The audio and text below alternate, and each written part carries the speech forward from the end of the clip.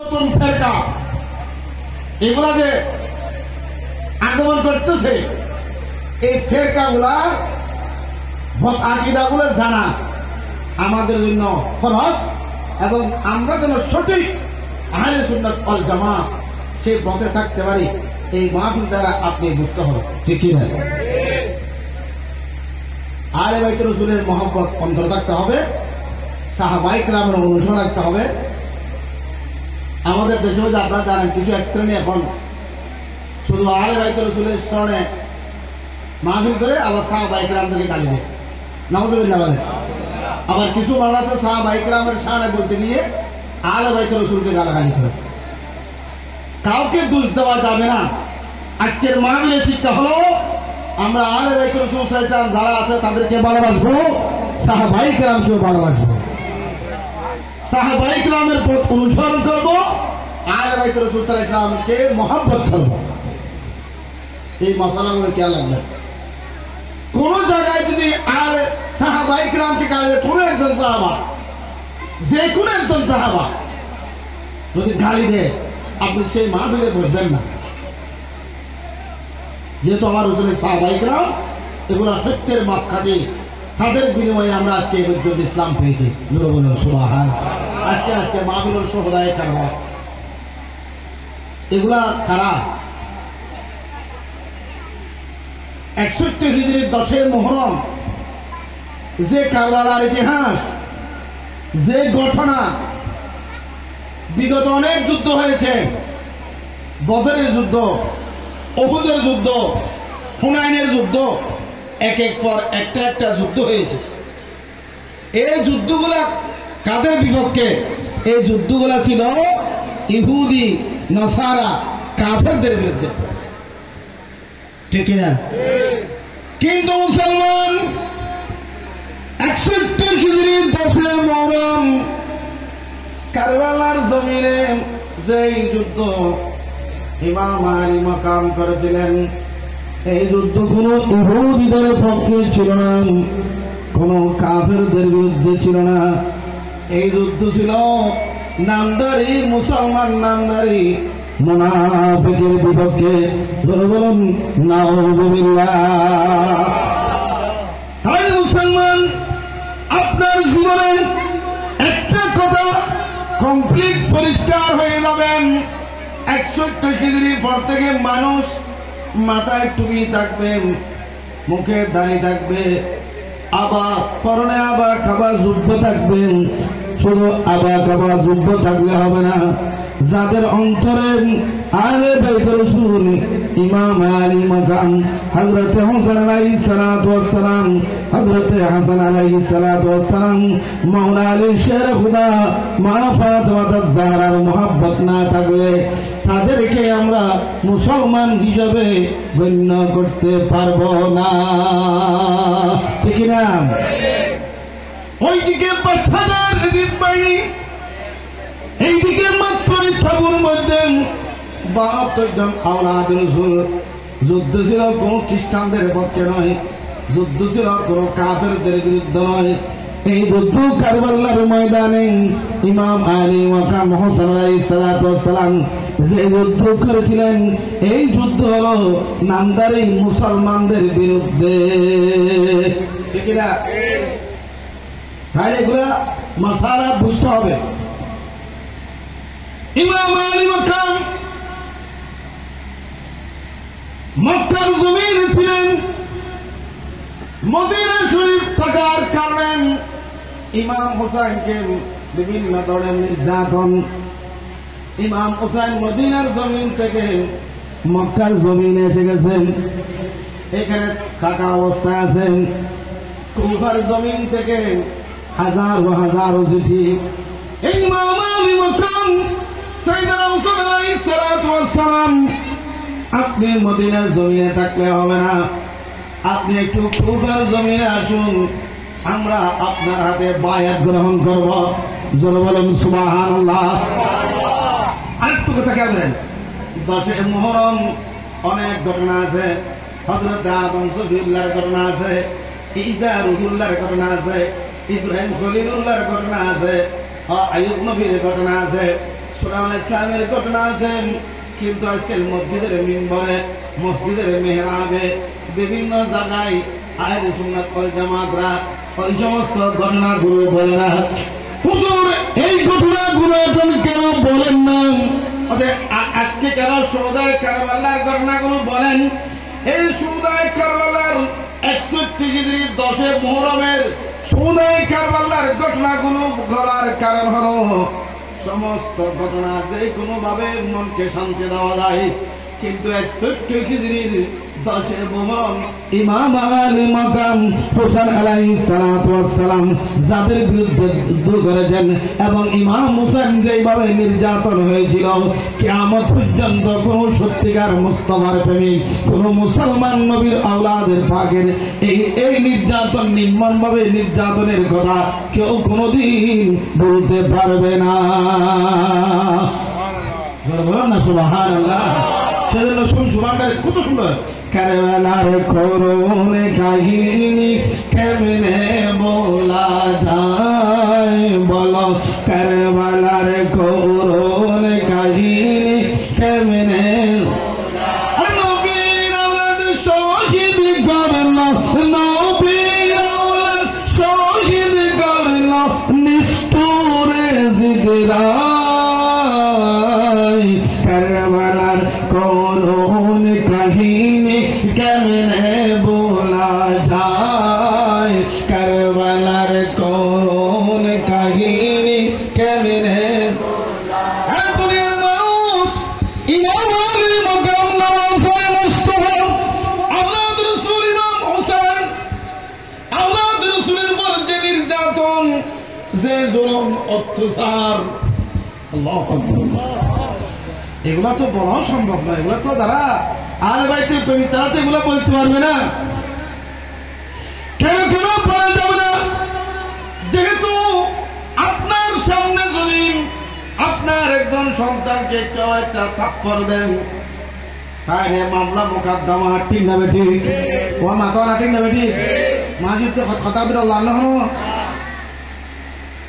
ও আগরে মগর যত মাটিতে পিছনে নয়, কিন্তু ভাই মাটিতে কিনলে রে বাবা এই শোনো আমাদের মাটিতে কিনলে ফল আমার দুশ্মনী আছে না, তো তুই ফোয়ারে তো বাড়ি করি হয়তো মতকে ফোয়া বাড়াইতেন না হয়তো কি না আর ফোয়া মারিকা ও তোমার অতন কি তোমার অত কে ভাইব না মাটিতে তোমার ভাই কি বাড়াই ফেললে এই মাথা কি বাড়াই ফেললে নওয়া কারণে যদি অনুমতি ন ঘুরে এর যদি নবাজে ইয়ান দাও দাওইব না দা খাসি হইব না, তো খাসি নগরে খাইতে পারিবে না, দিয়ে কিরম করিব আগে কিরম করিব লোয়া দি ঘুরি গঙ্গরে কিরম করিব বাইটেন করিব ইয়ে তোমার ফুয়ারের মতই সব এইগুলো ফুয়ারে গঙ্গরে উড়ে পড়াইতে পড়াইতে ব্যাগ দিয়ে গঙ্গরি একবার বাইজন করি বাইজিতে বাইজিতে ফুয়াবে খাটি বলি সাপ আল্লাহ ভালোই বাড়িব গঙ্গরে ঘরা সুবহান এমন হিসাব করেন না, এমন হিসাব করেন তো বাংলা আকাদের ওয়াজ করিবা আগারা গোরানা মশলা অবসর একগুলো গাল দাঁড়িয়ে টুকিনে যুগ না আমার ঘর বহুত বড় মতো একে একে জানো মিশ্র জানে এত সো একবার তোর গুপ বলে বুঝছে এবার দুঃশ্রেষ্ঠ আলোই হয় না ওই না নয় তো এখন মর এত হুজুর হলো মেরাসিল আর নবী কথা জরবুস সিরিয়ান খালমায়ে ফিল বুস্তান ফুয়ারে মারন মারি বাগানে পানি দিলাম সুবহানাল্লাহ। এটা সাগরে একটু পানি নদিলে হইব না বিসিবর ওই ঘর পরে তুমি যাবো বছর দেবে টোল পরে কিছু নেই যে এত পানি দিও ফাঁস দিও দেখতে লাগলে খড়ি দিয়ে একবার খড়ি দিয়ে খাওয়াতে দিলে একবার মাশাআল্লাহ হয়ে এত কথা মাশাআল্লাহ হয়ে যায় না, কিন্তু খাম করতে কথা ফাঁস দিই এটা পানি দিই মদত ফোয়া ভাড়া দিও মাইন নাই নাই বলে এই বলে আর কিছুই তো নেবে পর্যা হচ্ছে মাইনে দেবে পর্যা হচ্ছে আর কথা কি বুঝো আপনার সন্তানকে মানুষ বানানোর জন্য যদি মারে এরপরও আপনি প্রতিবাদ করতেছেন হুজুর আমার ছেলেকে মারলেন কেন, প্রতিবাদ চোখের সামনে তোমার নাই, চোখের সামনে মাঝি না তোমার মদতি কালাম মাঝি না, কিন্তু মুসলমান 61 ইমাম আলী মাকাম সাইয়েদনা হুসাইন আলাইহিস সালাতু ওয়াস সালামকে একটা নয়, দুইটা নয়, তিনটা নয়, 1600 চেপে দিয়ে কুফার জমিনে নিয়ে সেই ইমাম আলী মাকামের সর্বপ্রথম তাদের জন্য পানি বন্ধ। নাউজুবিল্লাহ। কি বন্ধ? তাইলে পানি না খেয়ে আপনি কদিন থাকতে পারবেন? আল্লাহর রাসূল যাদের জন্য খানা তৈয়ার, যাদের জন্য খানা নিজে আসছিল, আর আজকে কারবালার জমিনে গিয়ে, কুফার জমিনে গিয়ে ইমাম আলী মাকাম সাইয়েদনা হুসাইন আলাইহিস সালাম সহ আল্লাহর রাসূলদের জন্য পানি বন্ধ হয়ে গেছে। গরু ছাগল সবাই পানি খেতে পারবে, মওদুদি জামান সুম্ম সবাই পানি খেতে পারবে, কিন্তু আওলাদ রাসূল ইমাম হুসাইন সহ আওলাদ রাসূলের সাথে যারা আছে তাদের জন্য পানি বন্ধ। বলুন না নাউজুবিল্লাহ। নির্যাতন, নির্যাতন কাকে বলে? নির্যাতন কয় প্রকার ও কি কি আপনি কোথাও জানতে হবে না। আপনি যদি কারবালার ইতিহাস, কারবালার তারিখ 10 মুহররমের ঘটনা আপনি যদি শুনেন, আপনি যদি পড়তে জানেন, যদি আপনি যদি বুঝেন, 10 মুহররম 61 ডিগ্রি 10 মুহররম কারবালার জমিনের সেই ইতিহাস বললে আপনি বুঝতে পারবেন জুলুম কাকে বলে, অত্যাচার কাকে বলে, নির্যাতন কাকে বলে। আওলাদ রাসূলের উপর যে নির্যাতন, একমাত্র এটা করতে পারেন কারা?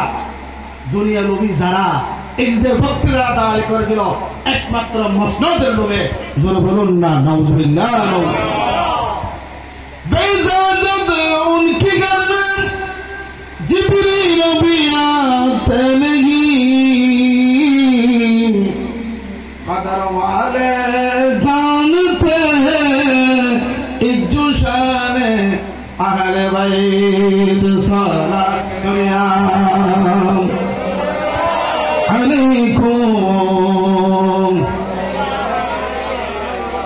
है दुनिया মানুষ ইমাম আলী মাকাম হযরত হুসাইন আলাইহিস সালাম কুফার জমিন থেকে একের পর এক চিঠি পাওয়ার কারণে ইমাম হুসাইন পরীক্ষামূলক যেহেতু সমস্ত সাহাবায়ে কেরাম সাথে মুশাওয়ারা করলেন, এই আমার নবীর সাহাবা যারা বেঁচে আছেন, আমি কি কুফার জমিনে যাব? তারা তো আমাকে চিঠি দিয়েছেন। সবাই বললেন আমাদের ইমাম নওয়াসায় মুস্তাফা, যারা প্র্যাকটিক্যাল কোরআন, যাদেরকে ভালোবাসান, আমার নবী বলেছেন ভালোবাসার জন্য, যাদেরকে মহব্বত না করলে ঈমান পরিপূর্ণ হবে না, যাদেরকে সালাম না দিলে নামাজ পরিপূর্ণ হবে না, আপনাদের হক আমরা আদায় করতে পারবো না। আমাদের অনুরোধ, আপনি মক্কায় থাকেন, এরপরও কুফার জমিনে যাবেন না। কুফার জমিনে যদি যান তারা বেওফা, আপনার পিতাকেও শহীদ করে ফেলেছেন, আপনাকেও শহীদ করে ফেলবে। আপনি কোন অবস্থায় কুফার জমিনে যাবেন না। জোরে বলুন সুবহানাল্লাহ। আপনি কুফার জমিনে যাবেন না। সবাই যখন কথা বললেন, হযরত ইমাম হুসাইন আলাইহিস সালাতু ওয়াস সালাম তারা কি সত্যিকার আলো রাসূলকে ভালোবাসে সেটা প্রমাণের জন্য হযরত ইমাম হুসাইনের ষষ্ঠ ভাই হযরত মুসলিম ইবনে আকিল রাদিয়াল্লাহু তাআলা আনহুকে কুফার জমিনে পাঠালেন। তখন কি একটু দিন বাড়াতে পারিব না? এত সবারে কি আসেনি তোরা ইয়া আজ মাত্রা তোরা শরীফ ওয়াইব কত রাস্তা কত ভাঙ্গা ভিতরে হয়ে দৌড়ে আসতে ভালো না এটা নই না ইয়ে সিএনজি চালাও তো ভাঙ্গা খাতে ব্যায়ামে কথা শোনা এত মার গাড়ি ভালো না হয়। আচ্ছা তুই যদি আমরা যদি 100 বছর আগে কথা বলি আমরা বন্ধু যদি বলেন আরে আসলে এই গুরু ভবন যদি কোনো বার 1 কিলো তোলা গাড়ি ঘরে নেই না ওলা লাগে এগুলো তোর মাথা লগে গেছে কত কি ঘুরে তুই ভাবে দেখি না হ্যাঁ ফুল রাখি আর এর হয়ে রাখি ইয়া আর এর কিরম বাজার অফটাকা বাজার মধ্যে যাইতে না যাইবো না আরে তেলের উপর আসলি এক কাস্টম মে 3 ফুল এই ফুল দুটেই তো রাখ মাদান আরে নাও ওই এত রাস্তা খেয়াল রো আর কত সরকার বসবাস করিয়া আর কি আছে না আসলে বাবা আহা বসুন আজ থেকে 1400 বছর আগে 61 ডিগ্রি কুফা থেকে মদিনা থেকে কুফা যাওয়া কত কষ্টকর, সাথে ভাত পানি নাই, কোনো উপযুক্ত ভালো খাবারই, একমাত্র ঘোড়া বা উঁট। এই উঁটটাকে কিছু ঘোড়া থাকে, এগুলা নিয়ে আস্তে আস্তে হেঁটে হেঁটে মক্কার জমিন থেকে কুফা ইরাকে যাচ্ছেন ইমাম হোসেন আলাইহিস সালাতু ওয়াস সালাম, সঙ্গে পরিবার সহ ছোট ছোট মানুষ বাঁচা সহ উনি ময়দানে কারবালা বের হবেন। এর পূর্বে পরীক্ষা করার জন্য, কুফিদেরকে পরীক্ষা করার জন্য সেদিন মুসলিম আকিল রাদিয়াল্লাহু তাআলা পাঠালেন, হে আমার স্বাস্থ্য ভাই, আপনি একটু তাড়াতাড়ি কুফার জমিনে যান। তারা যদি আপনার সাথে ভালো আচরণ করে তাহলে আমার কাছে একটা চিঠি লিখবা, আমি দেরি না করে মক্কার জমিন থেকে কুফায় চলে আসবো। বলুন না সুবহানাল্লাহ। খুব কে আগে মশা খালি ওয়াসিন মাথার দোকান করে গুণ এবার সিদ্ধ হওয়ার করুন। কারণ তারা এখন মুসলমান, আর এবং কি মুসলমান ভোজন করি খালি টুপির আছে চুরির হিন্দি বলে কিনিস, খবরদার বাদ দিলে মসুদ ঘর দিলে বাদ দিলে এক দিলে ওই 22,000 যদি ইলেকট্রিক নামাজ হচ্ছে আমার বক্তব্য রসুল হই আওলাদ রসুল জমা চালাই নজরুল্লাহ হন এই মুসলমান হওয়ার দাম একটা খেয়াল দাম দিতে আর বক্তব্য ধর দিতে আইন আইন এলো ঘুরে কেউ সে বিচারের কথা আর প্রতিশোধ ঘুরে হয়ে আসছি আইনের বুঝে সেই জন্য আর কথা বুঝে চেষ্টা করবো। ইমাম হুসাইন পরীক্ষার জন্য পাঠালেন স্বাস্থ্যভাইকে, স্বাস্থ্যভাই যাচ্ছেন, সঙ্গে দুটো ছেলে ছিল, একটা নাম ইব্রাহিম আর একটা নাম মোহাম্মদ। ছেলেরা বললো আব্বা গান আমাদেরকে নিতে হবে আপনার সঙ্গে সাথে, বলো না সুবহানাল্লাহ। সেটা মুসলিম না কি বলল, হে আমার ছোট ছোট সন্তান, একটার বয়স 7 বছর আর একটার বয়স 10 বছর, একটার নাম ইব্রাহিম আরেকটার নাম মোহাম্মদ।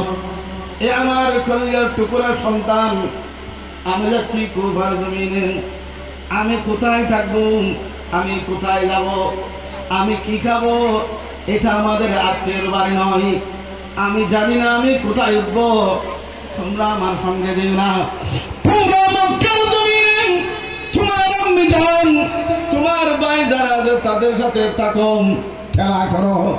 এরপর সেই ছোট বাচ্চারা বলল আব্বাজান অবশ্যই অবশ্যই আমাদেরকে নিতে হবে।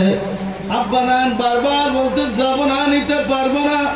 একেবারে লাস্টে সেই দুনো ছেলে বলল আব্বাজান আপনাকে এমন ভালোবাসি, আমরা কোনো সময় পানি না থাকলেও পানি খুঁজবো না, খানা না থাকলে খানা খুঁজবো না, আপনাকে কোনো বিরক্ত করবো না।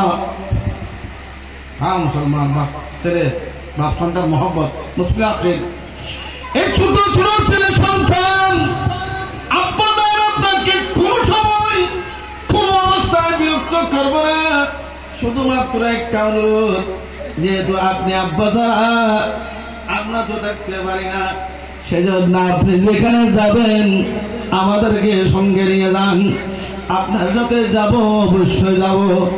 এই কথা বলার পর সাইয়েদনা মুসলিম আখির রাদিয়াল্লাহু তাআলা আনহু নিজের দুই সন্তান নিয়ে কুফার জমিনের দিকে বের হলেন।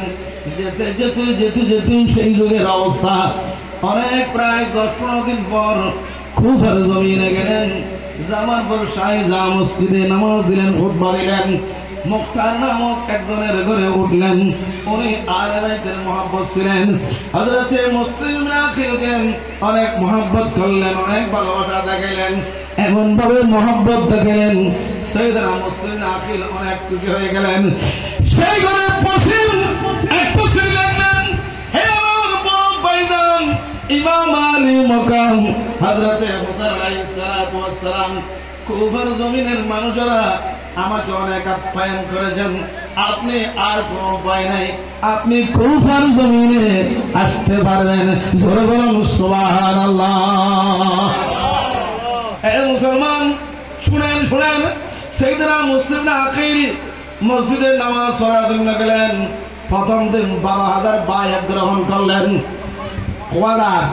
কারা বুঝছো খোয়াদার 12,000 বায়াত গ্রহণ করলেন খার খাতের উপর ইমাম আলী মকাম হুসাইনের হাত। যদি এটা আমি মুসলিম আকিলের হাত নয়, এটা ইমাম হোসাইনের হাত। কে কে বায়াত গ্রহণ করবেন? এক বৈঠকের মধ্যে 12,000 ইমাম হোসাইনের পক্ষ থেকে বায়াত নিলেন। মুসলিম আকিল আরো খুশি হয়ে গেলেন। দ্বিতীয় দিন 18,000। এইভাবে যেতে যেতে 40,000 মুসলমান ইমাম হোসাইনের বায়াতের উপর মুসলিম ইবনে আকিল বায়াত নিলেন। সুবহানাল্লাহ। খোয়াদার মাতারা খোয়াদার 40,000 মানুষ যদি আমার কেরতা খাব এটা চেয়ারম্যান তাদের পূর্ণ হয় না মাথা না কিন্তু 40,000 মানুষ যদি আগ করতে যেতে হয় এটা হবে 16,000। 40,000 মানুষ যদি আর পক্ষে যেতে হয় আর চেয়ারম্যান বিনা প্রতিনিধি খেয়াল করছ। সাইয়েদনা মুসলিম আকিল এই অবস্থা থেকে খুশি হয়ে গেলেন। চিঠি দেখলেন বড় ভাইদের ইমাম হুসাইন, ওইদিকে ইমাম হুসাইন রাওয়া প্রস্তুত, এইদিকে ওই এজিদকে বলা হলো, খবর দেওয়া হলো উপর জমিন তো ইমাম হুসাইনের উপর মানুষ বায়াত হয়ে যাচ্ছে। এজিদ আপনি কোথায় আছেন? এজিদ কি করলেন? তখন একজন থাক এজিদের একজন পিএস ছিলেন, ওনার নাম সরজুন। উনি বহুত ছাড়া চতুর ছিলেন। ওনাকে বললেন কি করতে পারি? উনি বললেন এখন কুফার জমিনের গভর্নরকে বদলাইয়েন উবাইদুল্লাহ ইবনে জিয়াদ, এটা হলো নামদারি বড় শয়তান, তাকে কুফার গভর্নর বানিয়ে দাও। তখন এক বিরাট ফরিদবাস দুঃখবাদী করল। ওই উবাইদুল্লাহ ইবনে জিয়াদ নিজের মুখ ঢেলে একেবারে অন্য রাস্তা দিয়ে ইমাম হোসেন আস্তে আস্তে বলে বলে চিৎকার দিল। সবাই এক জায়গায় জমা হলো। জমা হওয়ার সাথে সাথে ওই উবাইদুল্লাহ ইবনে জিয়াদ উপরের স্থানে দাঁড়িয়ে যখন নাকাব করলো, সবাই দেখলো ইনি তো আওলাদ রাসূল ইমাম হুসাইন নহে, উনি তো উবাইদুল্লাহ ইবনে জিয়াদ। কে সুস্থ বক্তব্য দিলেন, যারা ইমাম হুসাইনের হাতে বায়াত গ্রহণ করেছো, আজকের দিনের মধ্যে যদি বায়াত ছেড়ে না দাও তোমাদেরকে হত্যা করা হবে, তোমাদেরকে মেরে ফেলা হবে, গড় জ্বালিয়ে দেওয়া হবে। এইটা যখন ঘোষণা হয়ে গেল, ওইদিকে মুসলিম ইবনে আকিল রাদিয়াল্লাহু তাআলা আনহু মাগরিবের নামাজ পড়ালেন। পড়াতে যখন গেলেন ইমামতি করলেন 40,000 মুসলমান, 40,000 মুসলমানদেরকে নিয়ে মাগরিবের নামাজ আদায় করতেছে। আসসালামু আলাইকুম ওয়া রাহমাতুল্লাহ বলে ডান দিক দিকে যখন সালাম ফেলেন, বাম দিক দিকে সালাম ফেরানোর উপর 40,000 থেকে একজন মুসলমান মুসলিম ইবনে আকিলের পিছনে নাই। জোরে বলুন নাউযুবিল্লাহ। কত বড় কাহিনী কেন না এদালে আসুন সুবহানাল্লাহ।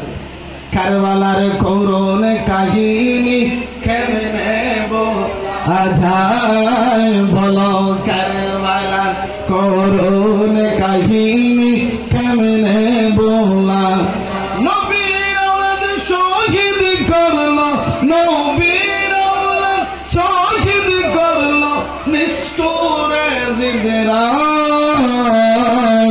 কারবালার করুণ কাহিনী কেমনে, এই দুনিয়ার মানুষ 40,000 মুসলমান একজন হয়ে থাকে নাই। এর যে বড় দুঃখের কথা পৃথিবীতে আর কোনো কথা আছে কিনা? মাথার আসনা 40,000 মুসলমান বাইরে নিয়ে গই সালাম একজন নাই। এত বড় দুঃখের কথা আছে না? সেইটা মুসলিম এগুলো অনেক বেদনাদায়ক ঘটনা। এগুলো বলা, এগুলো যারা শুনবে মন দিয়ে না শুনলে এগুলা বড় কষ্ট। স্বাভাবিকভাবে আপনি একটু মাথায় নেওয়া কষ্ট। দেখেন মুসলিম বের হলেন, সালাম ফিরিয়ে পিছন দিকে ফিরালেন, দেখলেন কেউ নাই। নিজের চোখের পানি ছেড়ে দিয়ে কান্নাকাটি আরম্ভ করে দিলেন। হাই না আমি কি করলাম? 40,000 বায়াত গ্রহণ করলাম, কিন্তু জানি না কি অবস্থান। ওই উবাইদুল্লাহ ইবনে জিয়াদ যখন বলে যে তোমাদেরকে মেরে ফেলা হবে, তোমাদেরকে হত্যা করা হবে, সে মায়ের ডরেন, সে মায়ের ভয়ে আজকে ইমাম আলী মাকাম হোসেন আলাইহিস সালামের বায়াত সহ 40,000 মুসলমান একজন মসজিদে নাই। ইমাম মুসলিম বলতেছেন, হাইয়া হাইয়া আমি কি করলাম, আমি তো আরো কয়েকদিন পরীক্ষা না করে আমার বড় ভাইজান মুসলিম, আমার বড় ভাইজান ইমাম হোসেন ঠিকানা ছবি লিখলাম, চোখের পানি ছাড়ে দিয়ে দামেস্কের জামে মুসলিম চোখের পানি ছেড়ে ছেড়ে আল্লাহ পাকের দরবারে ফরিয়াদ জানাচ্ছে, আয় আল্লাহ আমি কি করলাম, এইদিকে তো আমার সিটি এখন আমার সিটি ইমাম হোসেনের হাতে চলে গেছে, আমার বাইরে রওনা হচ্ছে, ইমাম আলী মাকাম মক্কার জমিন থেকে রওনা হচ্ছে, নিজের চোখের পানি ছেড়ে ছেড়ে ছেড়ে মতে বের হলেন। যাদের ঘরে ছিলেন তারা দরজা বন্ধ করে দিলেন, যাদের ঘরের মধ্যে যায় দরজা বন্ধ করে দিয়ে, কেননা আব্দুল্লাহ ইবনে জিয়াদ বলেছেন, যদি তোমরা কেউ মুসলিম নাগরিককে জায়গা দাও সেই ঘরে জ্বালিয়ে দেওয়া হবে, সেই ঘরে ঘুরিয়ে দেওয়া হবে, সেই জন্য মুসলিম নাগরিককে আর কেউ জায়গা দিচ্ছেন না। জোরে বলুন নাউযুবিল্লাহ। আওলাদ রাসূল ফাইদে যে খুশি হই আল্লাহু আকবার। যাদের ঘরের মধ্যে জিবরিল আসার জন্য অনুমতি লাগতো, জোরে বলুন না সুবহানাল্লাহ। ঘরের মধ্যে ফেরেশতা আসার জন্য অনুমতি লাগবে, মাথা না ঘরের মধ্যে জিন উঠে গেলে অনুমতি লাগবে না, তোমার মাথা যায় পারি না। ফেরেশতা ফেরেশতা ফেরেশতা চলে গেলে কোনো অনুমতি দরকার নাই, কিন্তু সেটা জিবরিল আমিন এসে আমার রাসূলের পাকের নবুয়তের দরজায় দাঁড়িয়ে থাকতো। আসসালাতু ওয়াসসালামু আলাইকা সাইয়্যিদি ইয়া রাসূলুল্লাহ, আসসালাতু ওয়াসসালামু আলাইকা সাইয়্যিদি ইয়া হাবিবাল্লাহ। রাসূল আমি কি আসতে পারবো? এজালো বেজাদত উনকি দরবে জিবরিল বিআতে নেহি কদর वाले जानते हैं इज्जो शान अहले बैत सलातुल्लाह अलैकुम। তাহলে যাদের ঘরে জিবরিল যেতে অনুমতি লাগতো, আজকে তারা তাদের আওলাদ কুফার জমিনে কারো ঘরে জায়গা, নাউযুবিল্লাহ বলে না, কারো ঘরে জায়গা নেই। অনেক লম্বা ঘটনা।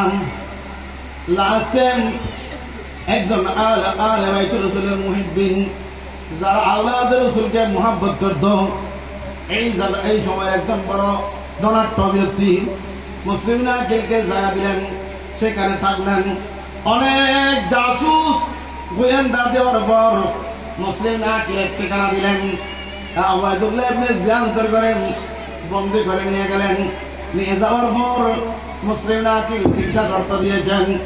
শর্ত হলো, হে তোমরা আমাকে শহীদ করে ফেলবে আমি জানি, কিন্তু আমার 3টা শর্ত।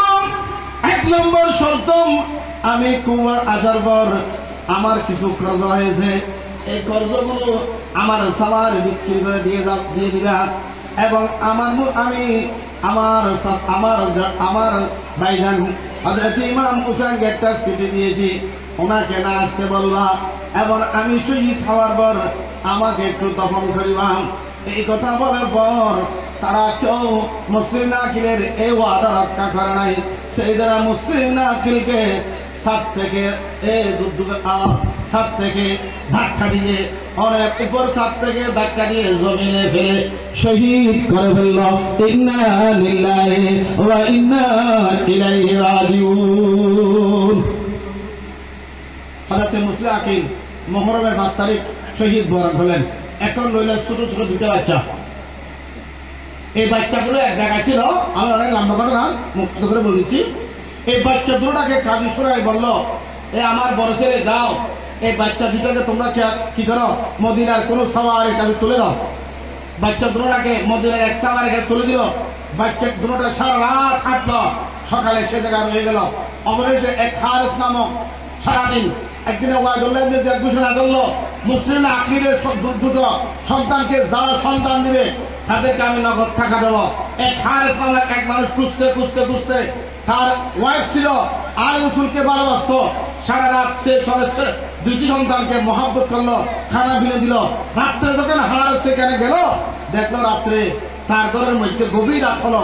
ওই বড় ভাই এবং ছোট ভাই একদিন উঠে বসলো। বড় ভাই বললো ছোট ভাই উঠে যাও উঠে যাও, আমার আপনার সাথে আমার সাক্ষাৎ হয়েছে। বলুন সুবহানাল্লাহ। এই ছোট ভাই চিন্তার কোনো বিষয় নেই, এইমাত্র আব্বাজানের সাথে আমার ঘুমের মধ্যে দিদার হলো, সাক্ষাৎ হলো। আব্বাজান আমাকে বলছেন আমরা বেশিক্ষণ দুনিয়াতে থাকবো না, আমরা আব্বার সাথে আমরা দেখা হয়ে যাবেন। ওই খারেস দুজনকে ধরে ওই তার স্ত্রী থেকে খেয়ে নিয়ে ওই দুটা ছেলেকে পথের মধ্যে নিয়ে ওই পালায়ে যাওয়ার বলেন একজনকে বলল শহীদ করার জন্য। ছোট ভাই বলল আমাকে শহীদ করো, আমার বড় ভাইয়ের সামনে আমার বড় ভাইকে শহীদ করবে না। এইভাবে ছোট ভাইকে বললেন বড় ভাই, বড় ভাইকে বললেন ছোট ভাই, হে জল্লাদ, এ হারেস, তুমি আমার সামনে আমার বড় ভাইকে মেরো না, আগে আমাকে মেরো। বড় ভাইয়ের কাছে গেলে বড় ভাই বললে আমার সব সামনে আমার ছোট ভাইকে মেরো না। এইভাবে একবার এদিকে যাই একবার এদিকে যাই, আর সহ্য করতে না পারে বারবার যখন যাচ্ছে এক ভাই আরেক ভাইকে জড়িয়ে ধরল। এই জড়িয়ে ধরা অবস্থায় দুনো ভাইকে হারেস নামক সেই নামদারি মুসলমান ওই দুনো ভাইকে একসাথে হারেস শহীদ করে দিল। ইন্না লিল্লাহি ওয়া ইন্না ইলাইহি রাজিউন। শহীদ হওয়ার পর সে তার দুটা মাথা তলির মধ্যে নিল আর দুটা শরীর একটা আরেকটার সাথে জড়িয়ে ধরল। সেই জিসিমটাকে একেবারে ফোরাত নদীর মধ্যে ফেলিয়ে দিল। ফোরাত নদীর মধ্যে আওলাদ রাসূলের রক্ত প্রবাহিত হয়ে গেল। ফোরাত নদীর মধ্যে আওলাদ রাসূলের লাশ। আর ওদিকে দুনো মাথা নিয়ে যখন উবাইদুল্লাহ ইবনে জিয়াদের কাছে গেল, উবাইদুল্লাহ ইবনে জিয়াদ বলল এই দুনো সন্তানকে তুমি শহীদ করেছে কেন, তাদেরকে মেরেছে কেন? উনি বলল আমি মেরেছি এই জন্য তারা দুজন আমার থেকে চলে যাবে, আমি পুরস্কার পাবো না। উবাইদুল্লাহ ইবনে জিয়াদ বলল তোমার জন্য একটা পুরস্কার নিয়ে আসতে দিই। ভিতর থেকে একটা তলোয়ার নিয়েছে, হারেসের মাথা দুই টুকরা করে দিল। সুবহানাল্লাহ। লোভে পাপ, পাপে মৃত্যু, লোভে পাপ, পাপে মৃত্যু। দুনিয়া শেষ, আখিরাত শেষ। আল্লাহ রাসূলের উপর শিরের উপর তলোয়ার চালিয়ে তোমার আখিরাত শেষ। সাথে দুনিয়ার লোভে তাদেরকে হত্যা করে তাদেরকে শহীদ করেছ, তোমার দুনিয়াও শেষ। মুসলিমের অবুঝ ছিলেন, মুসলিমের দুই অবুঝ ছিলেন, স্যার কাটাইল সে দজ্জালে। আর মুসলিমের দুই অবুঝ ছিলেন, স্যার কাটাইল সে দজ্জালে। শোকেতে বসে বানো, শোকেতে বসে বানো, আসগরকে হারাই। কারবালার করুণ কাহিনী কেমনে ভোলা যায়, বলো কারবালার করুণ কাহিনী